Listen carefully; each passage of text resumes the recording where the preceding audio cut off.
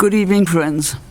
This is the kind of occasion that one wishes didn't happen, and one wishes that one didn't have to get together to talk about a good friend, a good human being, a great scholar who is unfortunately not with us anymore.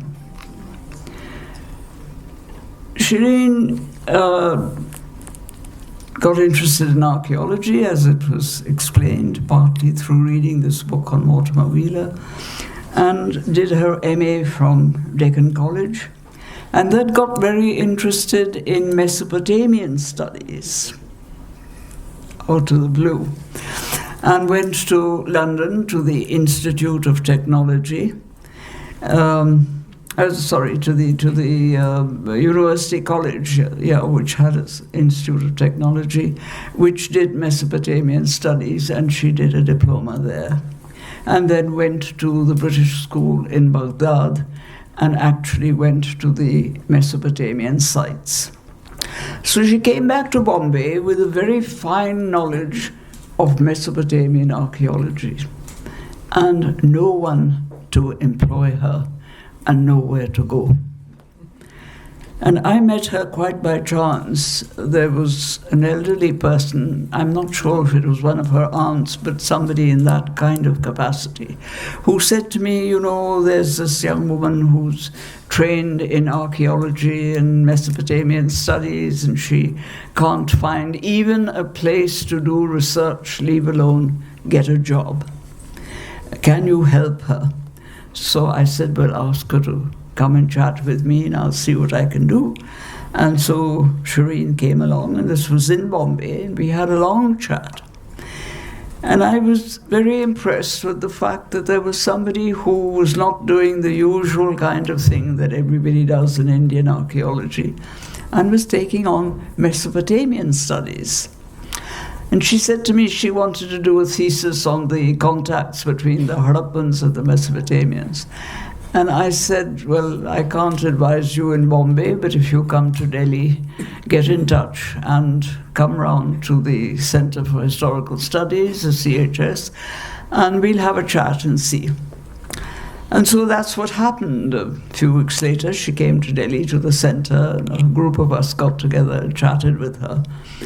And the end result was that she took a PhD from JNU and finally became a faculty member, much respected, admired, and enjoyed by colleagues in JNU. She decided to focus on trade. Remember that I'm talking about the 1970s, which is about 50 years ago. And everybody in archaeology thought of the subject as you dig up a place, you find objects, and you write a little description of the object, and that's it.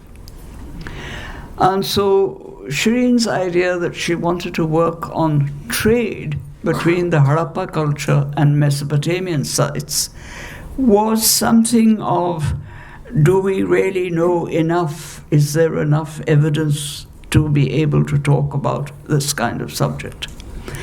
And she convinced all of us that there was this evidence and she would proceed with it, which she did, and produced, of course, a very fine thesis on the trading links between the two areas.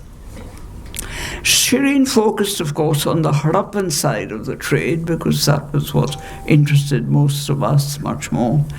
And the background of Mesopotamian archaeology was not there anywhere in this country.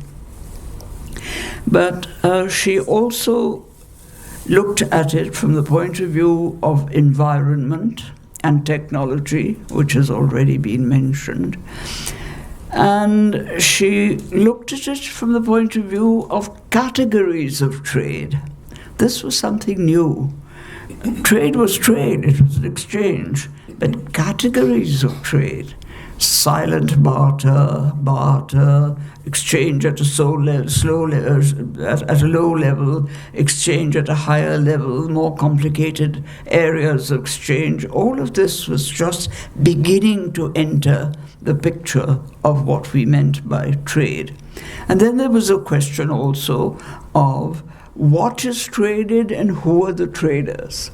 And this was very much a question that people tended to skirt, but were beginning to think about a little bit. What I'm trying to suggest is that her work was not on a well-known subject. It was a subject that was beginning to open up, and there were some openings that had taken place. And it was very nice that Shereen could move in and further some of these openings. I mean, I used to always tell her that in interpreting this kind of archaeological data, she was really primarily interested in the nuances and the subtleties more than the obvious features. And this was new.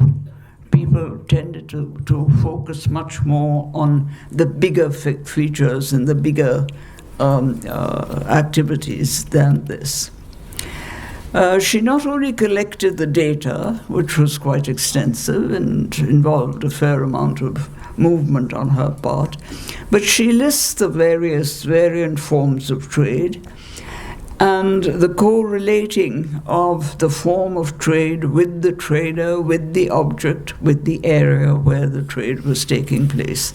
In other words, a rather full development of trade and not just exchange. What did trade involve in terms of the objects traded, the resulting human contacts, which are very important, and which to this day people happily do theses on trade where they merely talk about ports and so on, and don't talk about the fact that there was a huge human contact of different levels of various kinds that was involved in two groups of people trading.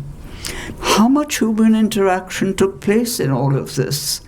And what was the impact of that trade on the home countries, on Mesopotamian sites, on Harappan sites? This was all being investigated. Let me go back for a moment to my days when we were students collecting data from archaeology. It was a matter of listing the artifacts. You went along, read the report of the site, and there was a list of this was found, this was found, this was found, and you made that list. And this was the first stage of archaeological research, and very often it just stayed at that stage. But Shereen was different. She didn't stop at that stage. She moved on to the next phase. And that's terribly important in her work, the next phase, which is asking questions. Asking questions like what? What were the objects used for? What were these objects? They were potsherds very often. You had to reconstruct imaginatively what the pot might have been, and then reconstruct what was the use of the pot. Who used them, and in what capacity? These were new questions.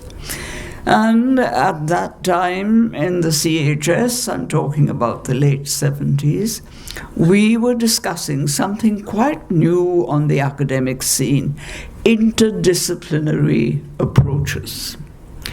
This is something we're so used to now that we don't even bother to define what it is. But in those days, there was the excitement of one discipline talking to another discipline. What was the conversation about?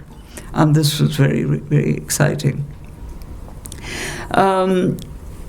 And Shereen was very much a part of this talking, interdisciplinary talking that was going on.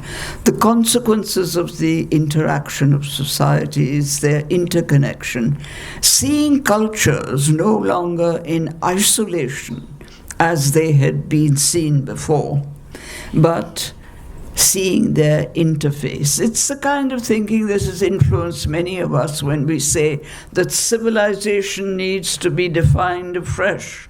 It is not unique to an area because it is essentially the result of the interface of many cultures. And archaeology itself was gradually moving from being just an adjunct of history. There were so many departments of ancient history and archaeology placed together. It was becoming an independent discipline, and it came alive with this kind of investigation. The sites on the eastern Mediterranean, some of them Mesopotamian, some later, their connections with India brought together two geographical areas that had not been connected before. India was India, Mesopotamia was separate, and they were distinct. Now suddenly there was talk about these contacts between the two areas. And I must confess that in my many lengthy, extremely interesting discussions with Shereen on this contact, also aroused in me some idea of what aspect of these connections could one follow up and take an interest in them. And in a very brief interlude, very brief because my colleagues snapped me shut and said, "Stop it." In a very brief interlude, I worked on a paper basing myself on place names. Place names that in an earlier period had been in one language, had been transmitted to another language, and then perhaps translated into a third language. What was I doing? I was suggesting that if the Harappans were speaking Proto-Dravidian, they had place names for the places where they lived. And the Mesopotamian sources, when they talk about trading with Melucha, Dilmun, Makan, and so on, to the east of Mesopotamia, at some distance across mountains, across seas, were perhaps referring to this kind of connection and these places. Were they transmitting those Proto-Dravidian names into a Mesopotamian text? And later on, when the language of northwestern India changes, and we don't know what the original language was, but when it becomes Sanskrit, was there in Sanskrit geography the translation of these same names into Sanskrit? All very exciting. I had Professor B.H. Krishnamurthy, the great expert on Dravidian linguistics, working with me, and we had a great time. All of us got together. Shereen thought, I suspect, that I was bananas, because she really didn't have much use for all my little transmissions and changes and translations and so on. But Iravata Mahadevan thought more seriously about what I was suggesting and thought that place names is one way in which you can perhaps see how languages travel. Anyway, my little foray, partly resulting from supervising the work of Shereen, was put an end to by my colleague, Professor Bipin Chandra, who one day sat me down, gave me a long lecture and said, "You're not cut out for doing translations of place names, you're cut out for doing solid social history. So please get back to social history." So I gave up on my little discussion of place names and went back to social history. Shereen had a focus on technology, which was an excellent choice for those times, because very few had given it any attention. And the transition from stone technology to metal technology is a very fundamental transition that takes place both in Mesopotamia and in India, not only, as we are now discovering, in northwest India, but also in the peninsula. The recent excavations in the Deccan and South India are providing a very different picture of the peninsula than what we grew up on. It was necessary, however, to understand, if you were studying technology, how the technology changed and what were the reasons.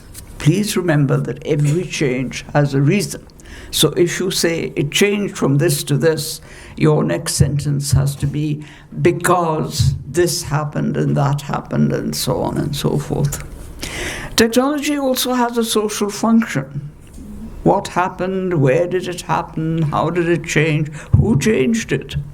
And these were all questions that Shereen was asking. They're questions that few archaeologists in those days in India asked, but the interest was slowly developing. And, for example, Shereen's work in this area was in many ways pioneering. The way she connected clay figurines, figures of women in clay, to what they tell us of the Harappa culture. Because previous to that, everybody was saying, oh, these are all mother goddesses. And suddenly people began to say, well, perhaps they're not all mother goddesses. Perhaps there's something else there which needs investigation. And she intends to do that in her book called The Magic in the Image. There was at that time also another development which was of great interest as far as ancient Indian history and archaeology was concerned in anthropology. Because the anthropologists were doing the same thing. They were looking at early societies of the present time. Some were looking at the slight past. We were looking at early societies of the past. And so the obvious thing was to say, what are the anthropologists finding? What are the questions they're asking? What are the discoveries they're making? Can they be applied to our early societies as we see them? So anthropology, social anthropology, becomes an important input into what is developing strongly as interdisciplinary studies. From anthropology, it went to sociology, it went to economics, it went to demography, and you name it. And it's ended up now with the terrible problem that we historians have, which is that genetics has become so fundamental to our understanding of who were the people that lived in this subcontinent in the past. Unless you know their genetical analysis, you really can't talk about X migrated from here to there, and you can't talk about human contacts and so on, except in a limited way. But if you're really going down to the fundamentals, you have to know about genetics. The other critical question, which was mentioned earlier, that is very apparent in Shereen's work, is the Harappan state, on which she did a lot of work, in fact. Was there a state in Harappan times? And if there was, as she argues that there was, then what form did it take and what powers did it have? This is a question that all of us are still asking of all periods of history all over the world. And those of us in ancient history are asking very complicated questions about, was there a state and what form did it take? Because the state of early history is not the same as the state as we know it today. And very often we used to make the mistake of putting our modern state onto the early state, which of course is not to be done. What activities did the state control? Much of the occupational activity, of course, was concerned with agriculture, which was the basis of society. And we know we have archaeological evidence of irrigation and storage. What does that suggest? Did the state control these activities? We also know that there was a lot of trade, because that was her initial thesis. Who was responsible for the trade? Was it state-controlled or was it individual traders? Who were the people producing the articles that were being traded, the craftsmen in the towns? If there was a spread of tribal groups, as there was, and she has worked very much on that, gradually changing to cultivators and craftsmen who became a support of the state, how did this process happen? This is where the archaeologist has to read extensively the anthropological studies of other societies that went through this transition. And Shereen did. Her study of anthropology was very impressive. Her archaeological focus, of course, was not restricted to ancient societies alone. Like many of us in the CHS, she was aware of the politics of archaeology, of the political use to which archaeology is frequently put, as we know only too well in our times today. She was herself a politically conscious person, in the best sense of the phrase. She happened to be with colleagues who were also aware of how politics affect history and the interpretations of Indian history. The CHS put out a pamphlet called The Political Abuse of History, 1989, I think it was, in which we took up the Ayodhya issue and discussed it in terms of how the misrepresentation of archaeology and history was partly responsible for the politics of what was going on around Babri Masjid and Ayodhya. Later, some further sections of the site of Ayodhya were excavated, and it was suggested that the pillar bases of a temple had been found in order to prove that the Babri Masjid was a mosque built by destroying a temple. And Shereen was among those who showed this reading to be totally incorrect and said so directly and with great courage in a tract which she published together with Dr. Mandal and various other publications. And this was something that we were, of course, very proud of, that she had challenged this major enterprise in archaeology that had political ramifications, rather than being an archaeological tract, archaeological exercise. But enough of her work. I'd like to end on a short personal note. One thing that Shereen and I both discovered and arrived at simultaneously was our interest in and enjoyment of Dhrupad music. This is something most people are not fully aware of, neither about Shereen nor about me. I was introduced to it listening to an evening of Aminuddin Dagar from Kolkata at the house of a friend, and it just blew me. I had never listened to music like that before.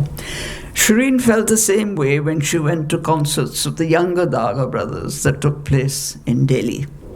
And all of us gathered together as a sort of wah-wah for the Dagars, and we all became friends at another level. Shereen and I were both appalled that Dhrupad was so little known and appreciated in Delhi. So we actively helped to give it publicity. We wrote articles, we held classes in our homes, and we founded something which we called the Dhrupad Society, which I think is since firmly dead and buried, but never mind. It was quite alive at that time. Dhrupad picked up, the music picked up. People began to go to concerts, people began to sing. Not because of our efforts, but because there was a general resurgence in the music, and the music became important. That it pleased people, pleased us very greatly. There was a resurgence of interest in the music. And our little effort did not really make that much of a difference, but I think it might have just nudged people into asking, what is Dhrupad music? And there it stood. The other thing that I would like to say is it was so good to have her as a colleague. She had a sense of humor. She was full of jokes. And she'd make jokes about all of us, to our faces, behind our backs. But it was really great. One could discuss with her on an afternoon serious archaeology and be very impressed with her knowledge and how she handled the subject. And then we would immediately switch to talking about fun things. I remember many afternoons when we were tired of giving lectures and we finished off at 3:30, 4, whatever it was. We'd traipse down to her room and order coffee and start chatting. And what was the chatter? It was news that was circulating in the university. It was news amongst all of us in the CHS and a few other people, and the JNU. It was also a little bit of political news because we were all political creatures up to a point. And it always ended up with Shereen producing a prime piece of gossip, which we would adore and love and tear to pieces and say, was it really so? Can we tell people that this happened? And so we would make up these stories and carry along and so on. And so it was not just that the end of the day became a great occasion. It was just great fun to have her around. And I must conclude with the only sentence I can find, that being an academic became a complete pleasure when we had colleagues like Shereen. Thank you.